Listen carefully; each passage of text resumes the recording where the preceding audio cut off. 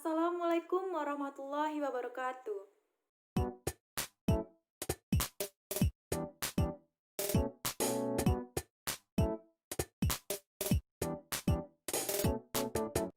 Hai, saya Rini Dani. Sesuai judul, kali ini saya akan membahas tentang budaya pernikahan di suatu etnis terbesar di Kalimantan Barat. Sebelumnya, saya mendapatkan referensi dari sebuah buku yang cukup menarik untuk dibaca, yaitu Marriage Cultural Dynamics, yang mana buku tersebut menceritakan tentang budaya pernikahan di 3 etnis terbesar di Kalimantan Barat, yaitu Tionghoa, Dayak, dan Melayu. Tapi, sesuai dengan judul, kali ini saya hanya membahas satu etnis saja, yaitu etnis Tionghoa. Sebelum kita mulai, saya mau disclaimer dulu.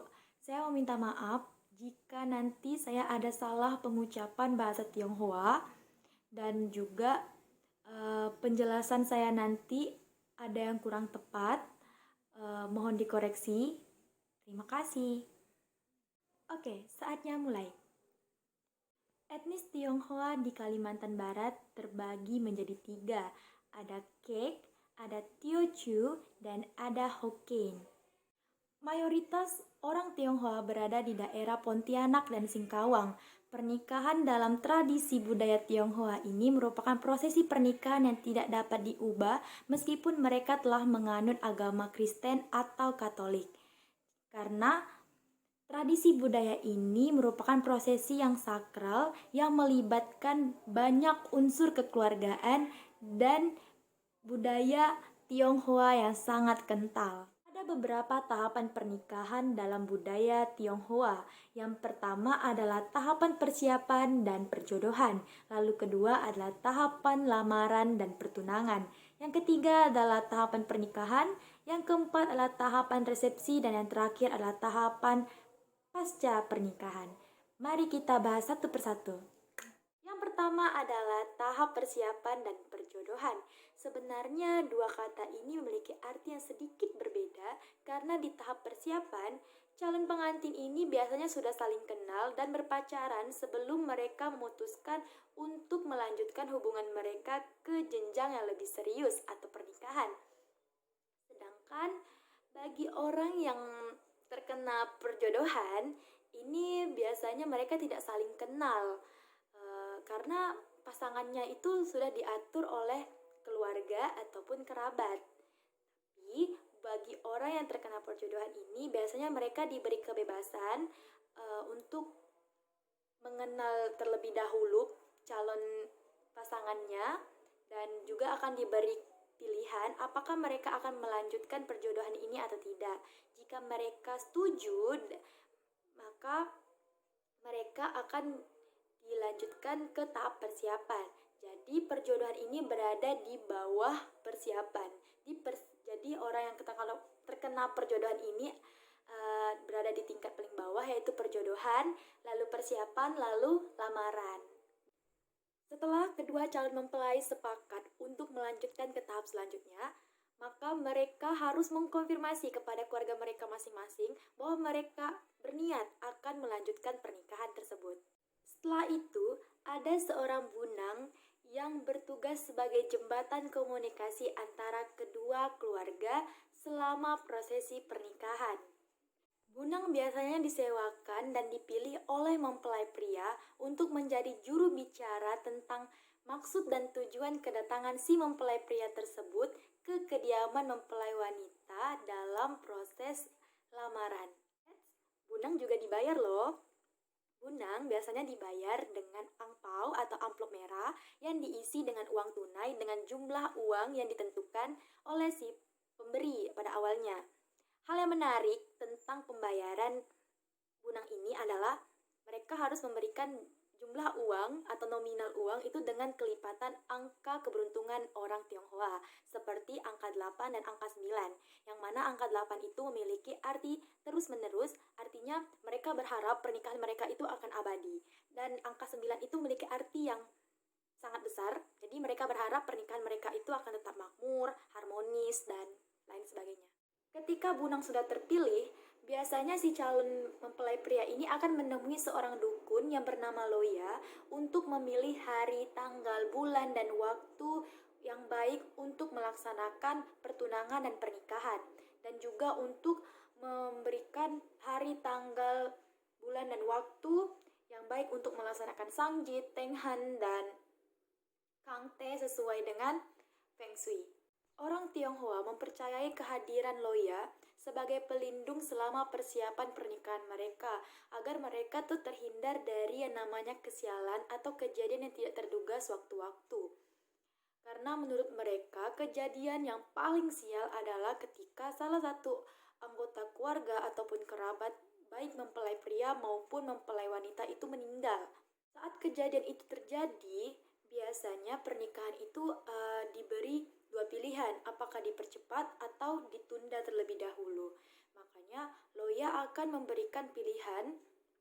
Yang pertama adalah melaksanakan pernikahan sebelum 100 hari peringatan kematian, karena mereka meyakini bahwa arwah almarhum itu masih ada di dunia. Atau yang kedua, setelah 3 tahun pembersihan makam, karena sebagai untuk waktu berduka atas kepergian sang keluarga. Yang kedua adalah tahap lamaran dan pertunangan. Dalam budaya asli Tionghoa ini, prosesi lamaran, Sangjit, dan Tenghen itu merupakan 3 prosesi yang berbeda. Prosesi yang pertama adalah lamaran. Itu yang dipandu oleh Bunang sebagai juru bicara dan menyampaikan maksud kedatangan si mempelai pria ke rumah mempelai wanita. Prosesi selanjutnya adalah Sangjit. Sangjit merupakan sebuah perayaan yang menggabungkan ritual pertunangan dan acara pertunangan. Ini merupakan prosesi penyerahan hadiah dari mempelai pria ke mempelai wanita.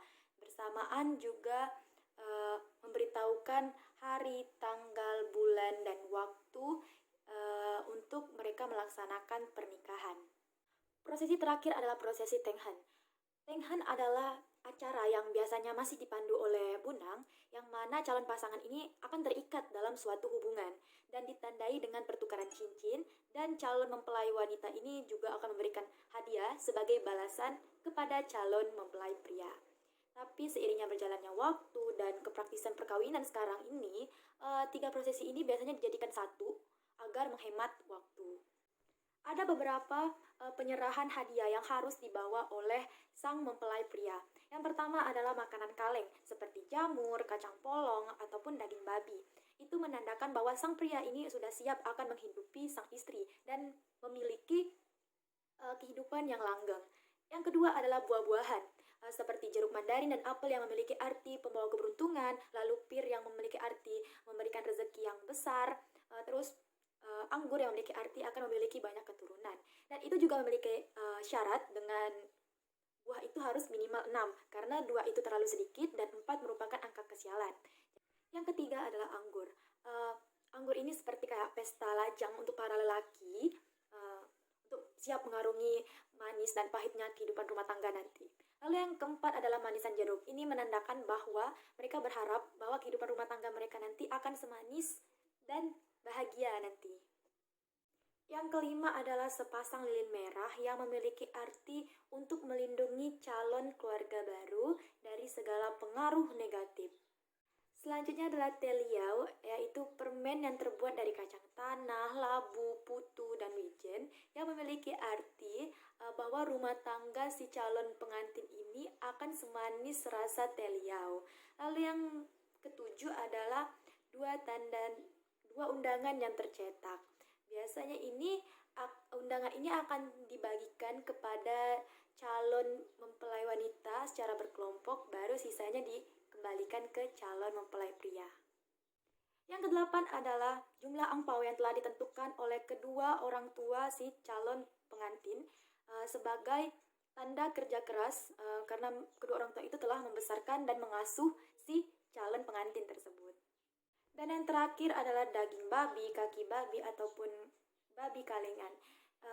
Babi ini merupakan simbol dalam suatu perayaan. Usai tukar-menukar cincin, si mempelai wanita akan memberikan hadiah dan barang itu dinamakan dengan namanya ceng. Barang itu akan dimasukkan ke dalam koper dan diberikan kepada mempelai pria. Barang-barang tersebut itu terdiri dari Siateng yang terdiri dari 5 benang warna, peniti, gunting, dan kain. Siateng itu merupakan lambang harapan supaya kehidupan mereka akan awet, terikat, dan terawat. Yang ketiga adalah satu set teko dan cangkir untuk kang teh, lalu ada cermin, ada panci, ada sepasang boneka, ada sendal, ada handuk kecil dan handuk besar yang berbentuk angsa, lalu sisir, dan lain sebagainya. Yang ketiga adalah tahap pernikahan. Pernikahan dalam tradisi budaya Tionghoa ini hanya memiliki satu acara utama, yaitu kang teh. Kang teh ini diadakan di 2 tempat, baik di kediaman pengantin pria maupun pengantin perempuan.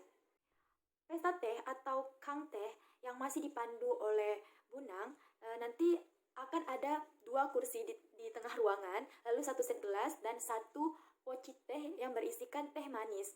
Itu bertujuan untuk menghormati orang yang lebih tua dalam keluarga ataupun kerabat dengan menyajikan teh. Setelah acara kang teh selesai, Bunang akan meminta pengantin wanita untuk membawa barang yang telah diatur sebelumnya dan dimasukkan ke dalam koper.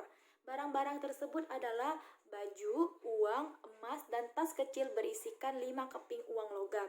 Dan itu semua dililitkan ke kertas merah yang bertuliskan puisi dalam bahasa Cina yang memiliki arti baik. Puisi tersebut bermaksud untuk mendoakan kebahagiaan pernikahan mereka. Setelah acara kang teh selesai di kedua kediaman mempelai, biasanya dilaksanakan dengan prosesi perjamuan sederhana. Perjamuan ini biasanya dilaksanakan sebelum resepsi pernikahan dimulai. Perjamuan ini diikuti oleh kedua orang tua mempelai dan juga mereka akan duduk di sebuah meja bundar dan akan disajikan beberapa jenis hidangan makanan yang terdiri dari daging babi, ayam, sayur mayur, udang, dan mie putih. Yang keempat adalah tahap resepsi. Resepsi pernikahan ini biasanya diadakan di hari yang sama dengan hari pernikahan. Dan biasanya tempat acara resepsi itu lebih mewah dari acara pernikahan itu. Biasanya di hotel ataupun restoran.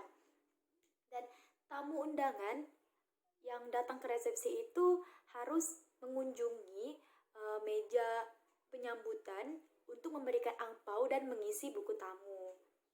Kemudian mereka akan diajak untuk menikmati hidangan dan setelah itu akan ada pemotongan kue dan pelemparan bunga.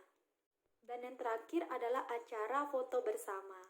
Tahapan terakhir adalah tahapan pasca pernikahan.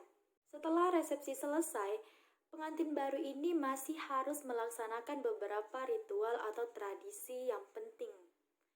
Pada pagi hari pertama, kedua mempelai ini harus menyiapkan wadah atau baskom yang berisikan air bersih serta sapu tangan untuk membersihkan wajah dan kaki mertuanya. Aktivitas itu dinamakan dengan Soi Min Cui. Dan kegiatan itu dilakukan setiap pagi selama 3 hari berturut-turut. Dan artinya bahwa mempelai wanita juga memiliki tanggung jawab dan kewajiban untuk mengurus orang tua suaminya. Di hari ketiga, lampu minyak atau lampion itu secara berurutan harus dimatikan. Lalu anggur atau pisang yang dibawa waktu acara kang teh di rumah mempelai wanita juga harus diperkirakan sudah habis. Lalu aktivitas Soi Min Cui itu juga tidak dipraktikkan lagi. Pada hari yang sama, acara selanjutnya adalah Teng Sajid atau pulang ke rumah orang tua mempelai wanita atau juga yang dikenal dengan Samnyet. Acara itu hanya berisikan makan bersama keluarga di rumah mempelai wanita dan biasanya dilaksanakan hanya dari pagi sampai siang. Kenapa acaranya sampai siang? Karena menurut mereka ada larangan bagi pengantin baru untuk tidak keluar rumah terlalu lama. Sebelum mereka pulang, orang tua dari mempelai wanita ini akan memberikan beberapa nasihat dan petua, lalu mereka akan pulang dan tradisi pernikahan mereka sudah selesai. Nah, ada hal yang unik tentang pernikahan ini. Yang mau saya share adalah pengantin baru itu dilarang untuk menghadiri pernikahan lain sebelum hari pernikahan mereka itu mencapai hari ke-100. Hal itu dikarenakan ada sebuah keyakinan bahwa aura pengantin baru mereka itu bisa membawa sial bagi calon pengantin baru yang lain. Begitulah cerita tentang budaya pernikahan di etnis Tionghoa. Jadi, buat kalian yang masih penasaran atau tertarik dengan budaya ini, kalian bisa searching atau tanyakan kepada teman kalian yang beretnis Tionghoa. Apakah tradisi ini masih dilaksanakan di keluarganya ataukah mereka mengetahui tradisi ini dan lain sebagainya. Jadi itulah dia. Terima kasih. Sekian dari saya. Wassalamualaikum warahmatullahi wabarakatuh. Annyeonghaseyo.